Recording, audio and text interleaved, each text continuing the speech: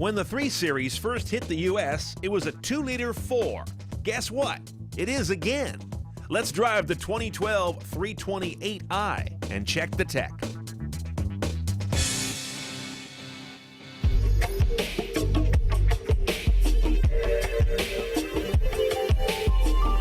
I love the look of the new 3, as I do the new 5 it resembles heavily. BMW has mostly shaken off those bad days of some really ugly cars and delivered a 3 that at once presents both upscale and sporty.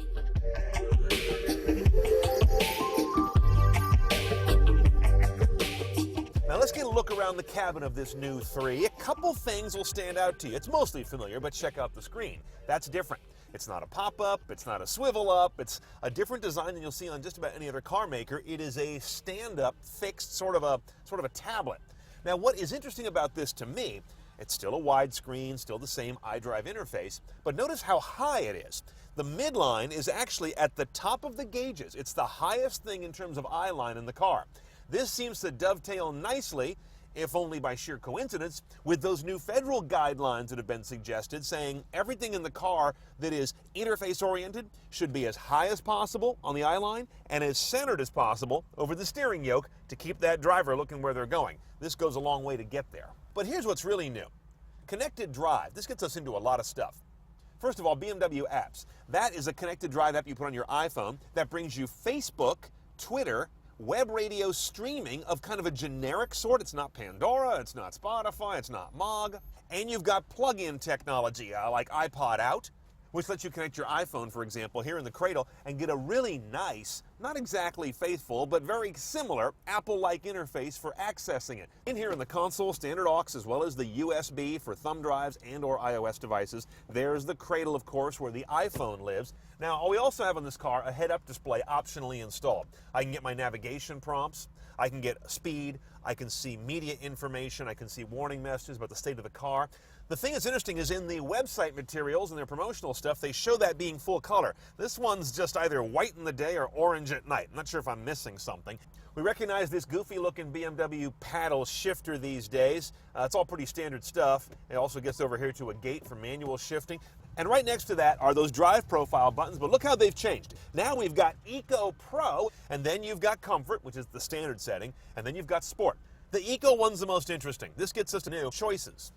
You can set speed warnings, limits on speed that you drive, and also tell the climate control to behave in a way that puts less drag on the engine. Now this thing here shows your eco potential. It's kind of like what you've seen in a lot of the Asian cars where they'll let you grow leaves, or Ford lets you do that too, as well as Hyundai. And then over here you've also got sort of a dynamic current eco driving bar graph at the bottom. When you're not in eco mode, it goes to a more conventional instantaneous MPG display. And finally, we have efficient dynamics. That means that when you brake in this car, it helps to regen the battery, allowing the alternator to spend less time dragging on the engine to regen the battery.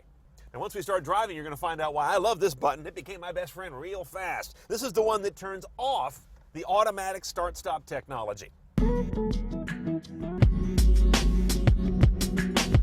Okay, here's where things get really interesting on this car. We're back to a 4-cylinder on the 3 Series. This is a 2-liter turbo. Twin power turbo means a single turbocharger that's a twin scroll, so it can work optimized at different bands of the RPM range. Direct injection, that's all the rage as well. This is the combination of tech that is making the gas engine a rock star again. Here are the numbers. 240 horse, 260 roarty foot-pounds of torque. Gets this 3,400-pound car to 60 in a very trim and tidy 5.7 seconds while delivering 2436 EPA estimates.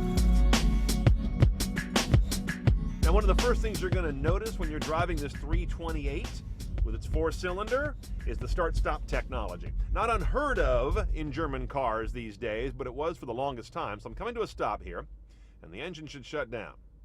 There it goes. Okay, when it does that, the car bucks back and forth. What the hell is that? Then when I lift off, it'll restart. Vroom! Makes kind of this engine starting sound. And you'd say, well, sure, it should make an engine starting sound. The engine is starting. The problem is I just drove the Camry hybrid a few days ago. That also has auto start-stop. The difference is you don't notice it. It's quicker than this, quieter, and smoother. And that car costs as little as half what this one does, depending on configuration. So yeah, I got tired of that real quick, and that's why my best friend is the auto start stop off button. On the plus side, the comfort mode is very nicely tuned in terms of throttle response, the way the car behaves overall. The whole powertrain behavior becomes just where I would want it for everyday driving. And then when you go to sport mode, this guy's got some guts. That 260 foot-pounds of torque is all there with very little turbo lag. In fact, I'd almost say none. This car stays on cam really nicely for a turbo. But when you do tap into the power of this engine like this, it's kind of a grindy sounding affair. Put it this way, and they're gonna hate to hear this, it ain't no Audi. That smoothness isn't in this engine. It's not characteristic of a 3 Series, which has become kind of a mid-level, very nice car. Finally, that interface screen, the one right there in front of you, that is really outstandingly well engineered. It's now in the periphery of a proper driving view, whereas to have that a little lower, a little more central in the console takes it out of your periphery. That's a key step toward reducing driver eye off the road distraction.